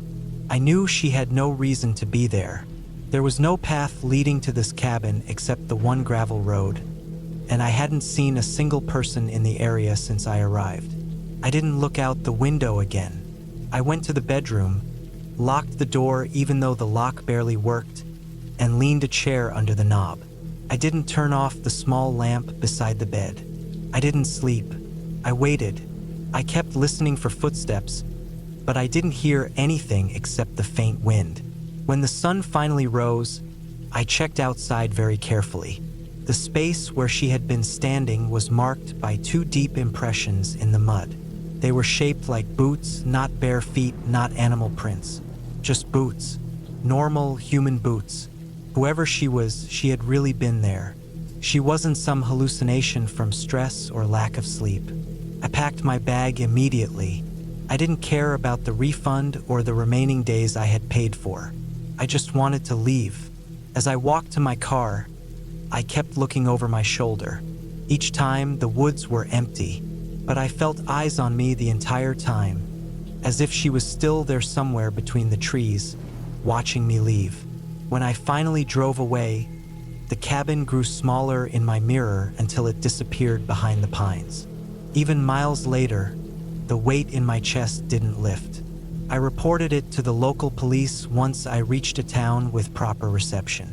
I told them exactly what I saw, the footsteps around the cabin, the dragging marks, the woman standing in the dark. They wrote everything down, but I could tell that they thought I had simply been stressed or confused after a few nights alone. They said they would send someone to check, but I knew they didn't take it seriously. A week later, the rental listing for the cabin disappeared completely from the website. I still think about that woman, the way she stood there in the dark, silent, unmoving, watching me. I know she was real. There was nothing supernatural about her. No strange glow, no tricks of the light, no illusions. Just a real human being standing in the cold night, staring at a stranger's cabin. And the most unsettling part is that she didn't run, didn't shout, didn't try to break in. She didn't do anything except watch, as if she had been waiting for something, as if she had done it before. Sometimes, late at night, when I wake up to random sounds outside my house in Manchester, I remember the way she stepped forward, slow, careful, deliberate, and I wonder if someone like her ever stops at just one cabin.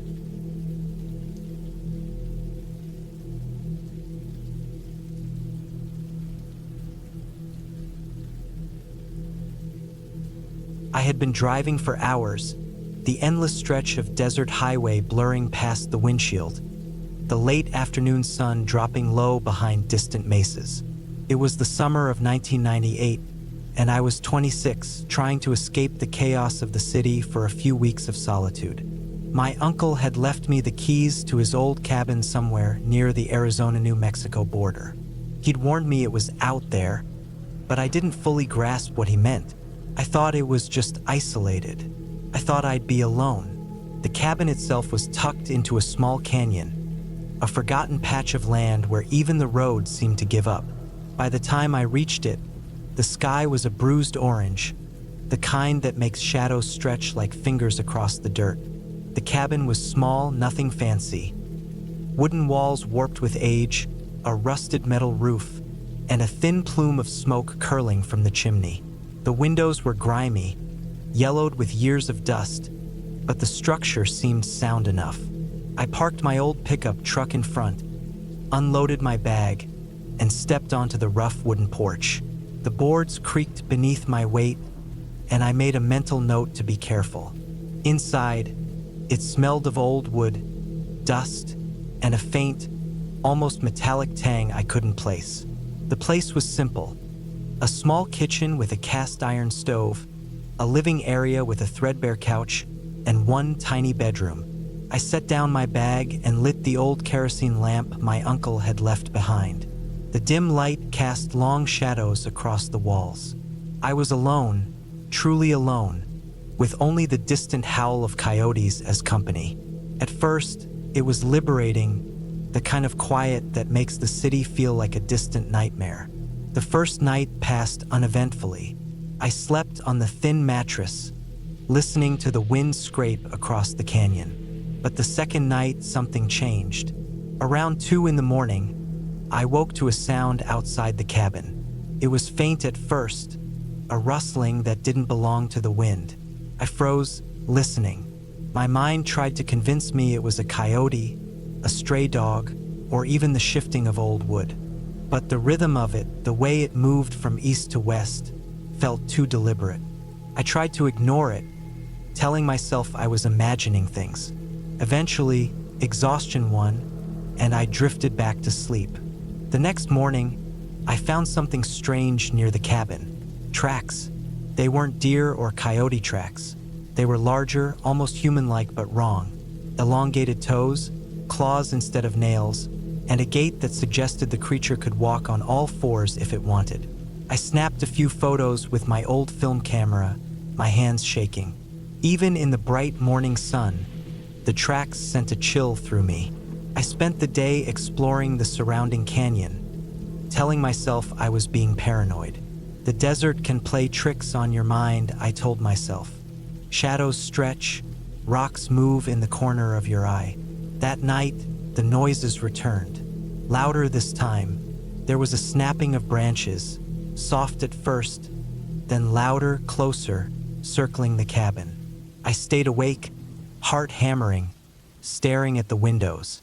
Shadows moved in ways they shouldn't, and the air seemed to thrum with something I couldn't name. At one point, I thought I saw a figure crouching at the edge of the tree line, watching me. But when I blinked, it was gone. My logical mind fought it, but deep down, I knew I wasn't imagining it. The third day, I tried to leave.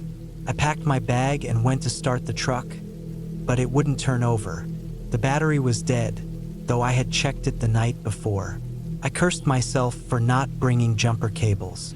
I walked down the dirt road to the nearest paved highway, 2 miles away, but found nothing. No cars, no other cabins, just the oppressive silence of the desert. And when I turned back, I noticed something impossible. Tracks following me from the cabin to the road.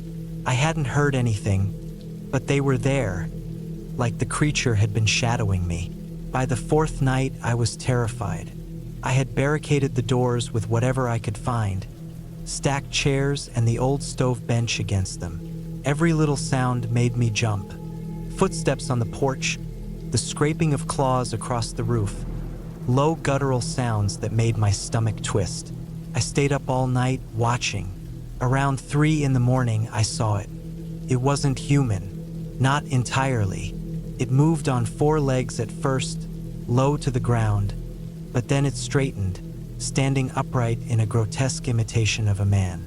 Its skin was stretched tight and pale, hair matted, eyes black and glinting. The thing moved like it knew my patterns, circling the cabin, then stopping to crouch near the window, just far enough that I could see it clearly. My breath caught. I froze, unable to move, and it tilted its head as if studying me.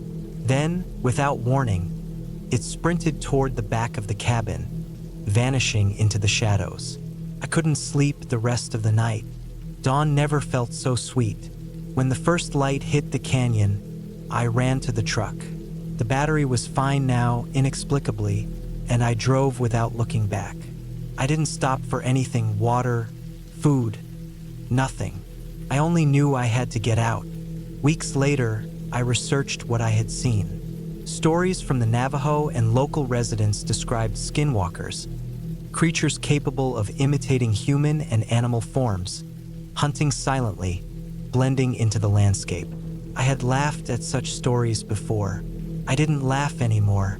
Every detail matched what I had experienced. The tracks, the way it watched, the unnerving imitation of human movement. Even now, decades later, I can't shake the memory. I've never returned to that canyon. I avoid long stretches of desert roads. The idea of isolation terrifies me because I know what waits in those shadows. I've told a few people, but most dismiss it as a survival story twisted by fear. I don't care. I saw it with my own eyes. I felt its presence circling me, waiting.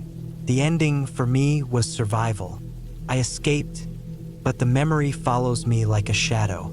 Every time I drive through remote roads, I imagine it watching, calculating, waiting for the moment I become careless. I know it's out there, somewhere patient and intelligent, stalking. And I know, without a doubt, that if I hadn't left when I did, it would have caught me. Even today, I can remember the way its black eyes reflected the first morning sun as I sped away, and I can still hear the soft scraping of claws against the cabin's old wooden boards. It wasn't a ghost. It wasn't magic. It was real, terrifyingly real, and it still haunts me.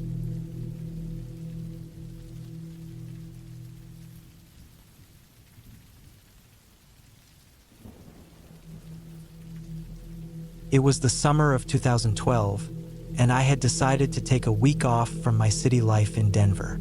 I had been working nonstop at my job as an electrician for the past 2 years, and the exhaustion had finally caught up with me. I needed a break. I rented a small cabin in the remote forests of northern Idaho, somewhere near Coeur d'Alene. The place was advertised online as secluded, private, perfect for disconnecting from the world. I didn't care about Wi-Fi or cell service.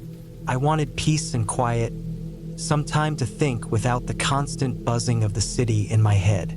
The drive to the cabin was long and winding. I left Denver early in the morning, the sun barely above the horizon, and drove through miles of empty highways, dense pine forests, and stretches of cracked asphalt.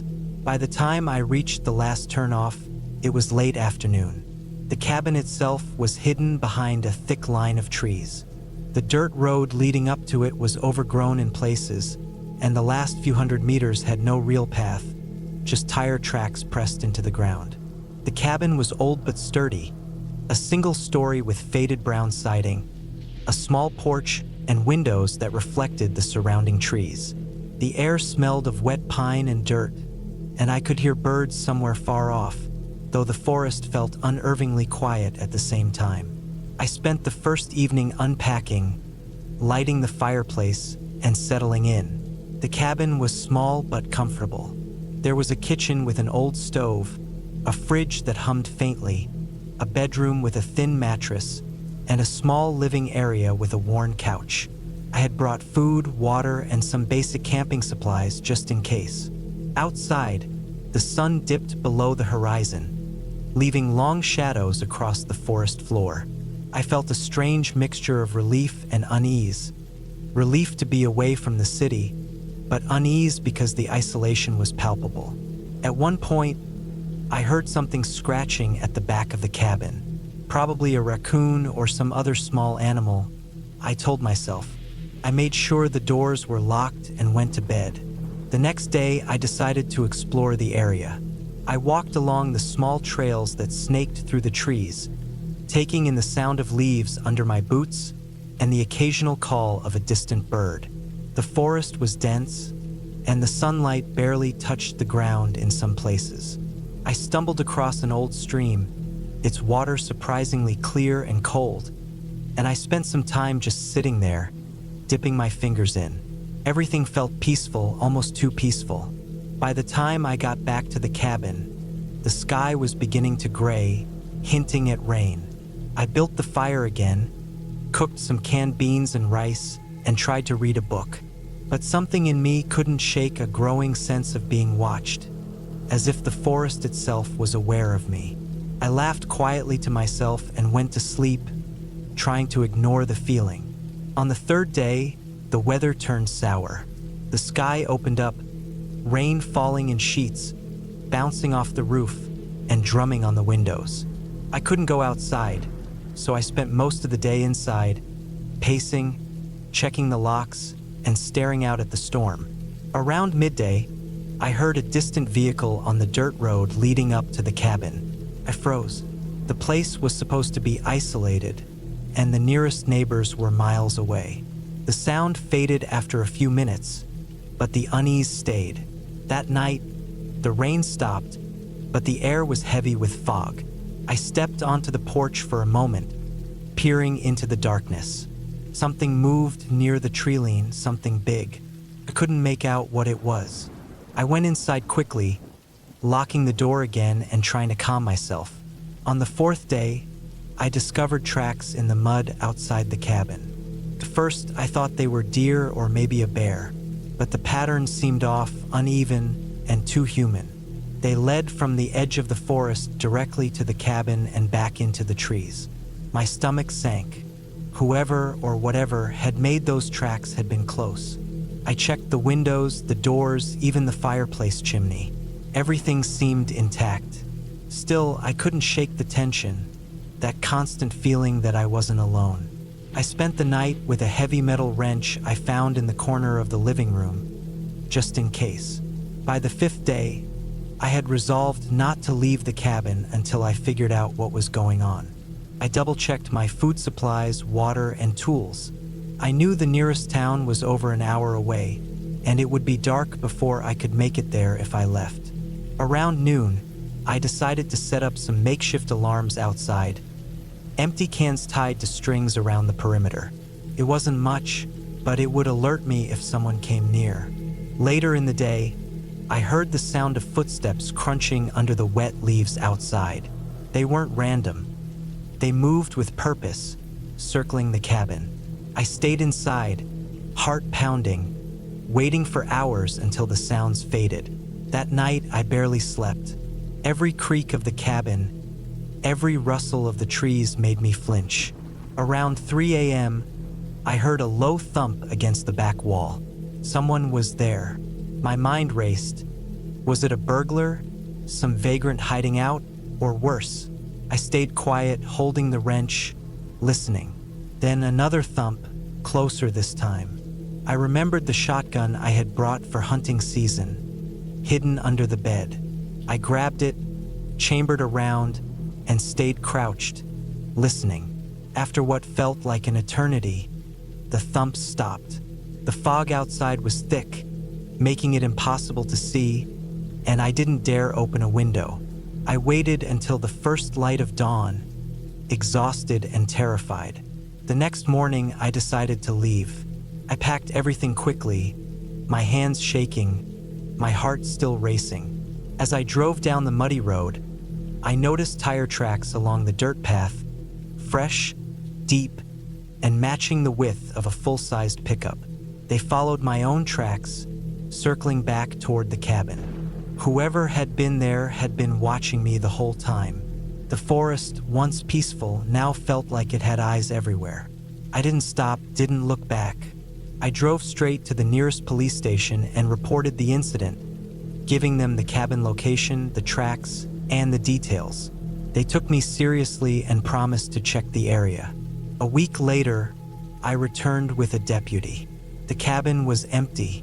No one was inside, but we found more tracks in the mud, human footprints, large and heavy, moving between the trees and the cabin. Some of them had vanished into a nearby creek, as if the person had waded into the water to cover their trail.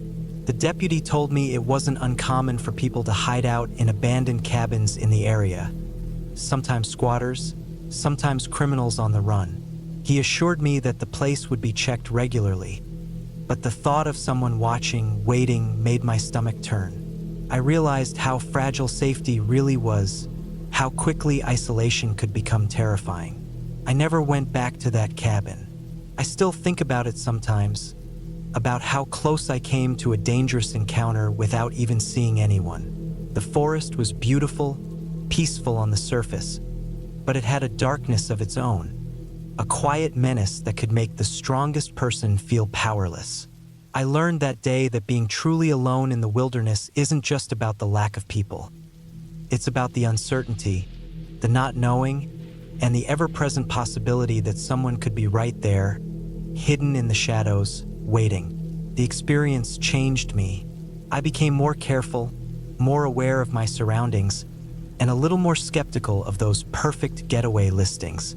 I still love the outdoors, still enjoy hiking and camping, but I always make sure I'm never truly alone, and I always carry more than enough means to protect myself.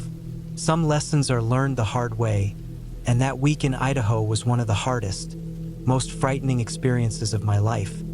But I came out of it alive, cautious, and wiser.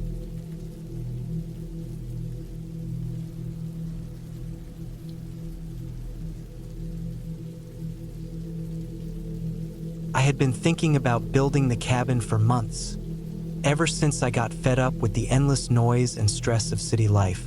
It was the fall of 1987, and I was 27, living in a small apartment in Portland, Oregon, but yearning for silence, for a place where the wind and the rain were the only sounds I had to pay attention to.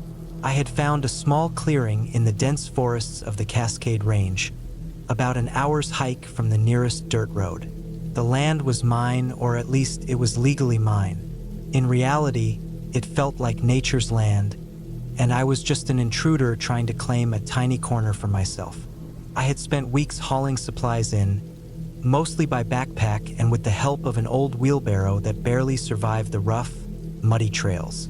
Lumber, nails, a hammer, saws, a small portable stove, some tarps, and cans of food. I brought as much as I could, planning to make the cabin small but sturdy. I wanted it to be something I could finish in a week, a place that would be my refuge, my bubble of calm. The weather reports had warned of rain, heavy rain even, but I didn't care. In fact, I almost welcomed it. There was something cleansing about rain in the forest, about the smell of wet earth and pine that rose in thick waves, filling your lungs and making your head clear. I reached the clearing mid-afternoon, the sky already dark with low, swollen clouds. The cabin's footprint was modest, just enough for me, a small bed, a stove, and a table. I started by leveling the ground, using a spade and hammering wooden stakes to mark the corners. The soil was soft from previous rains, and my boots sank in places, soaking through to my socks. I cursed under my breath as I struggled to drag logs into place. By the time the walls were halfway up, the rain started, first as a drizzle and then a relentless downpour that turned the dirt into thick, clinging mud. The first night, I didn't even try to finish the roof. I put a tarp over the top of the cabin, stretching it as best as I could over the frame, tying it to the corners and nearby trees. The rain hammered on the tarp in a constant, drumming rhythm, sometimes so hard I thought it might tear. I lit a small kerosene lamp, the glow flickering against the damp wood. I crawled into my sleeping bag on the bare floor, listening to the wind whistle through the gaps in the walls. Every sound was amplified. The slap of rain on leaves, the creak of the frame, the distant snap of a branch. It was beautiful and terrifying at the same time.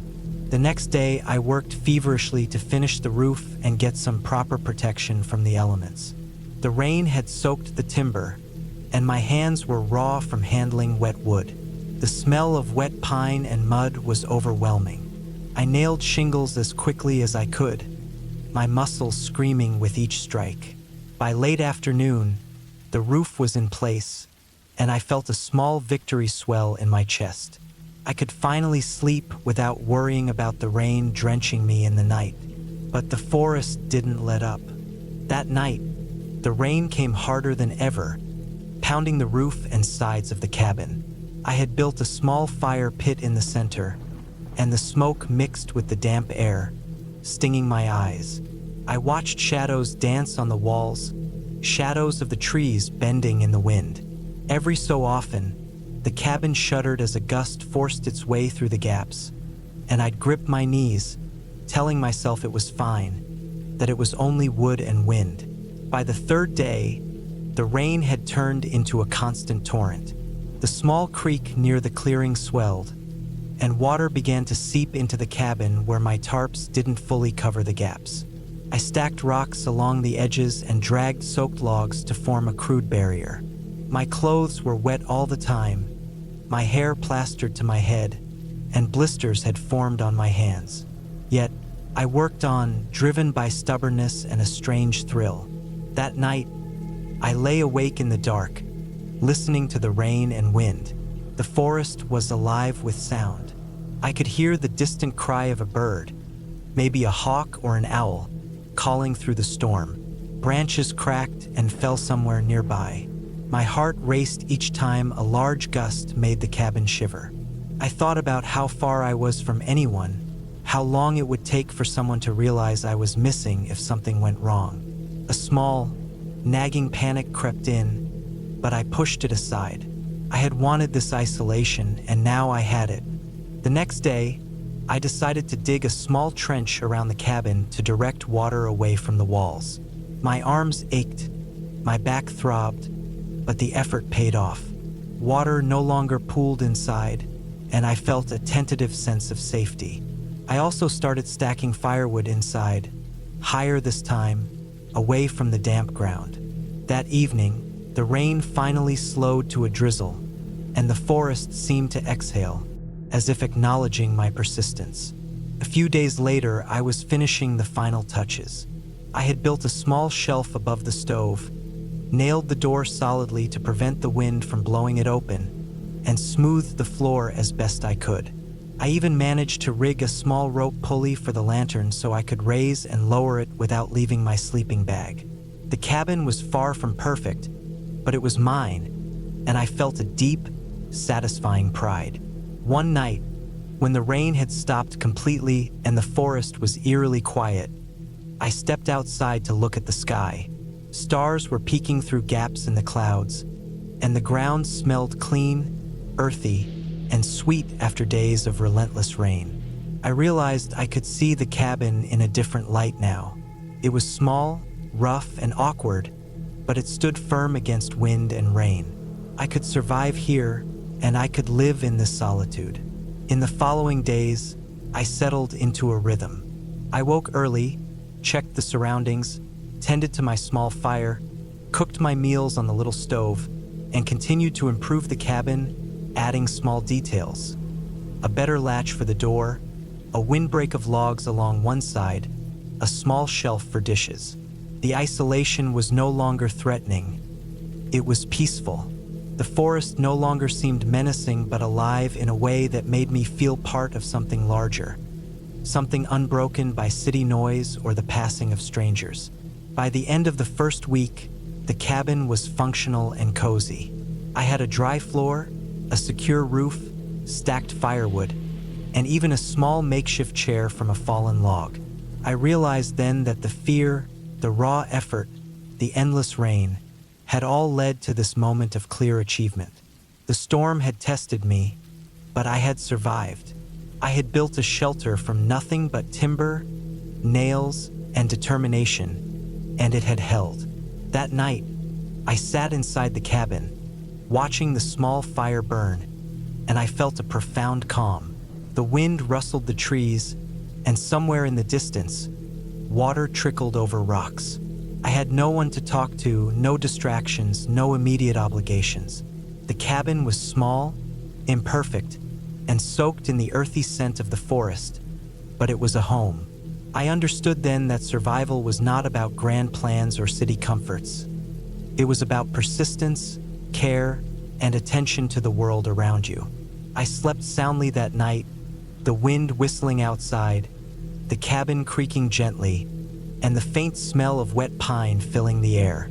I woke the next morning, alive, healthy, and secure, ready to face whatever else the forest and the rain might throw at me. For the first time in years, I felt entirely at peace.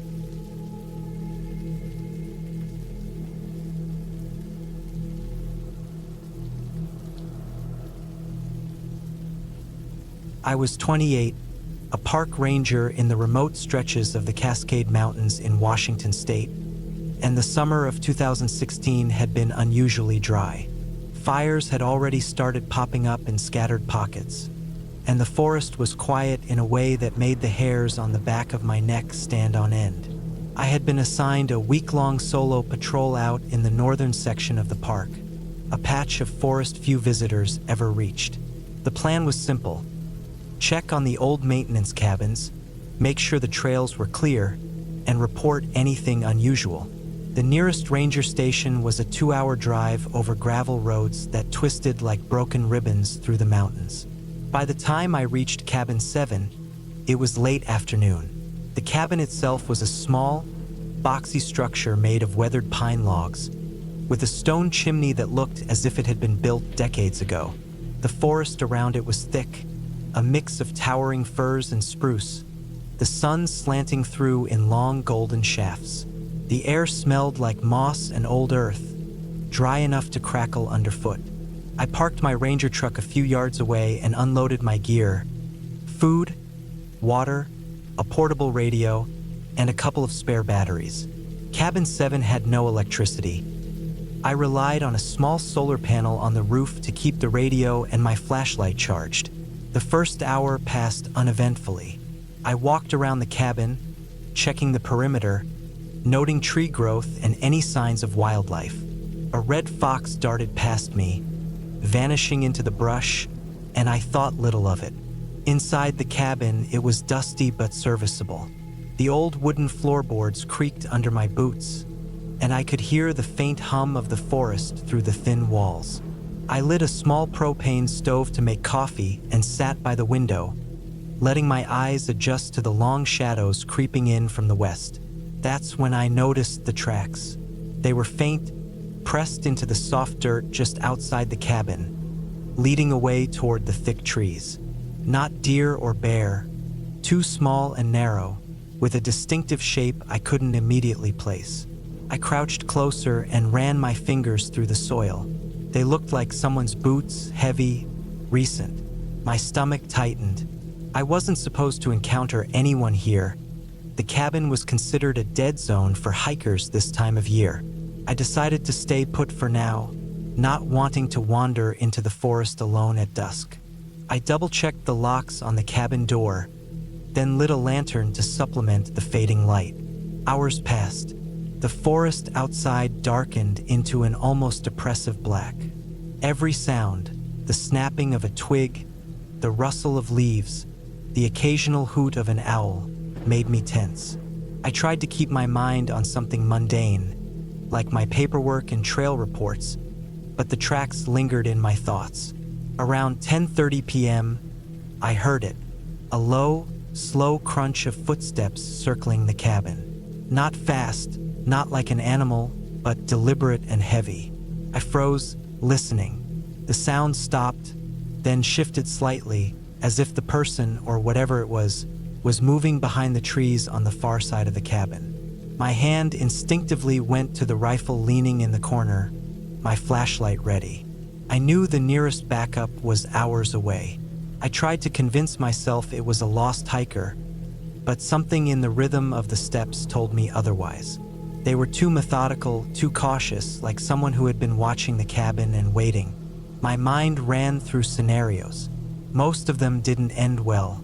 I decided to leave the cabin door locked but slightly ajar, enough to see who approached without giving them access. I pressed my back against the wall, listening. The footsteps moved closer. A shadow fell across the small front window. I held my breath, gripping the rifle. Then suddenly silence. Hours seemed to stretch. My heartbeat filled the cabin, louder than the forest itself. At around 1 a.m., I heard a sound that made my stomach drop. A branch scraping along the cabin wall. Slow, careful. Someone was testing the structure, maybe trying to see if it was occupied. I flicked on my lantern. The beam cut across the darkness, catching nothing at first. But then I saw it, a figure standing just beyond the tree-line. I could only see the outline, hunched and watching, holding something long in their hands, probably a hunting rifle. I couldn't risk confrontation in the dark, not knowing their intentions. I needed a plan. I remembered the emergency flare I kept in my pack for exactly this type of situation. Quietly, I retrieved it, not taking my eyes off the figure. I positioned myself near the door, my back to the wall, and waited for the right moment. After what felt like an eternity, the figure started moving along the edge of the forest, then stopped again, just beyond the reach of the light. I lit the flare, throwing it toward a clearing about 50 feet away. The sudden burst of bright light startled them, and I saw the figure jump and disappear into the forest. My hands were shaking, but I stayed calm. I waited, listening. Nothing. By dawn, the figure hadn't returned. The forest felt unnaturally quiet. I stepped outside, scanning the perimeter. Tracks led away from the cabin, deeper into the trees, but they were hard to follow. Whoever it was, they had vanished without leaving much trace. I radioed the station, reporting the incident and requesting backup, explaining that someone had been near the cabin during the night. The response was slow but firm. They were sending another ranger team to meet me by mid-morning, and until then, I needed to stay put. The morning passed with a tense quiet. Every bird call, every movement of the trees put me on edge. When the backup arrived, we scoured the area. Nothing. No sign of the figure, no indication they had stayed nearby. It was as if they had simply melted into the forest. We checked the cabin thoroughly, looking for forced entry or hidden threats, but everything was intact. My radio, flashlight, and supplies were untouched, apart from the disturbance outside the door. By the time the second team left with me, I felt a mix of relief and lingering tension. The forest, once majestic, felt like it had eyes everywhere, and I couldn't shake the feeling of being watched. I wrote up my report in detail, noting the tracks, the timing, the figure's behavior, and the precise location. The supervisor insisted it be flagged in the park records for future reference. I still patrol the northern section occasionally, but I never returned to Cabin 7 alone after that night. Weeks later, we received reports of illegal hunting activity in the area. Several high-powered rifles and makeshift camps had been found, but the individuals responsible had vanished. The tracks I saw that night matched the boot patterns found at one of those campsites. Whoever had approached Cabin 7 had been part of that group, scouting the area for hunters. It was a sobering reminder that the forest, while beautiful, is also a place where danger can lurk quietly, and sometimes the scariest encounters are not supernatural. They're all too human. I learned that night to trust my instincts, to respect the forest's silence, and to always be prepared for the unexpected. Cabin 7 still stands, and I still check on it when assigned, but I never stay past sunset. The forest has its own rules, and some nights are better left untested.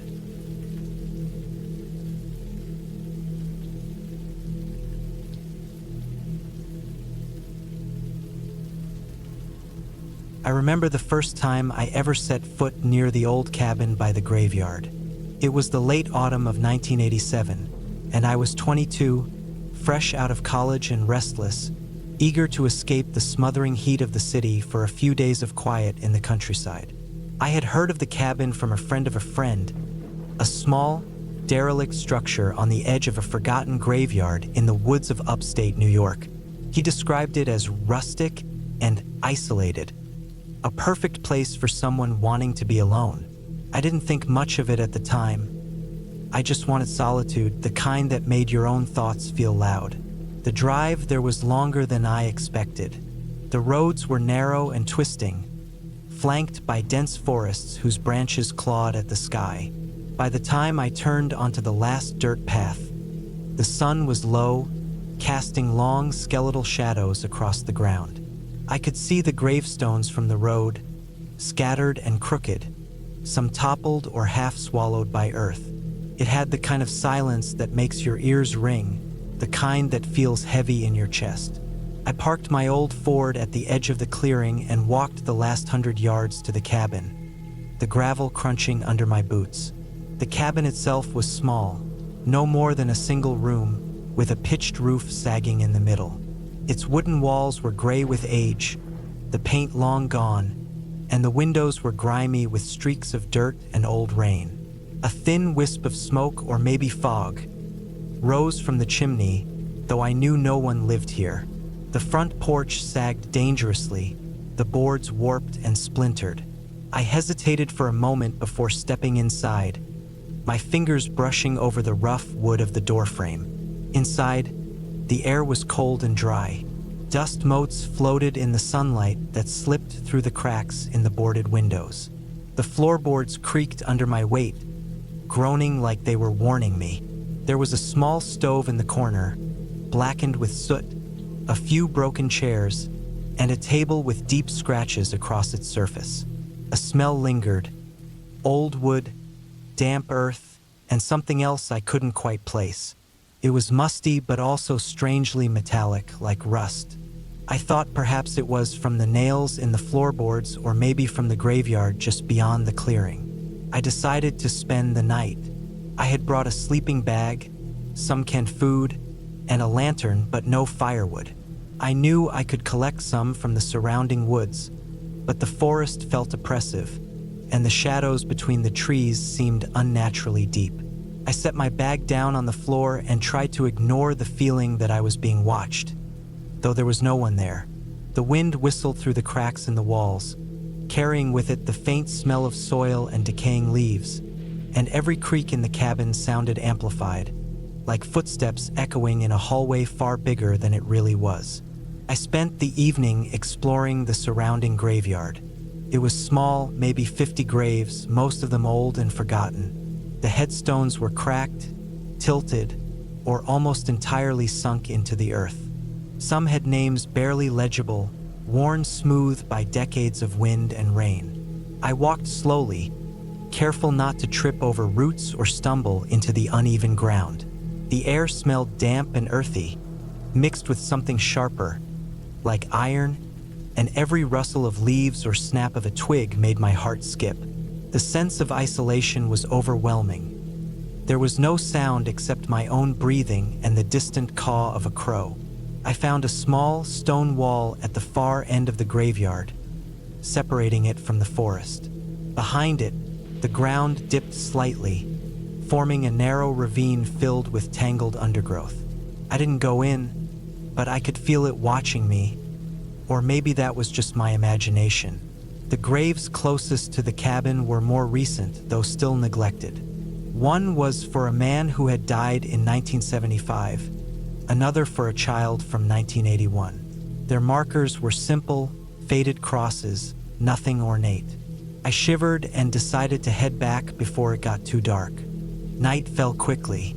Once inside the cabin, I lit my lantern and set it on the table.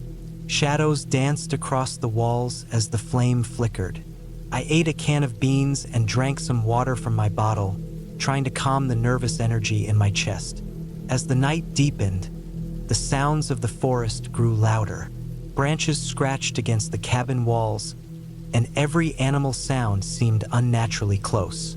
I lay in my sleeping bag, listening, my lantern casting a weak circle of light, and I started noticing little things. The floorboard near the window had a deep gouge, as though something heavy had been dragged across it. One of the chairs in the corner was turned slightly, though I was certain I had left it straight. Hours passed. I tried to sleep, but the creaking, scratching, and distant rustling kept me alert.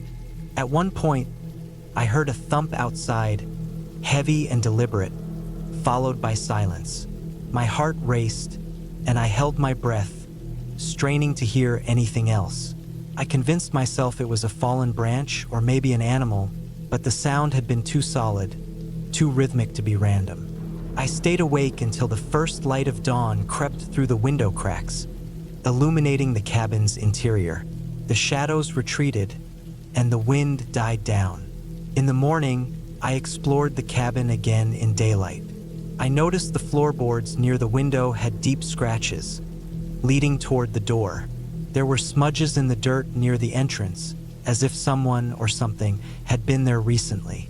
I checked the graveyard again. The graves were still quiet, still lifeless, but now the place felt different. I could see the tracks in the soft soil near the wall behind the cabin, human footprints, partially obscured by leaves and decay. Someone had been here, possibly sleeping rough or visiting in the dead of night.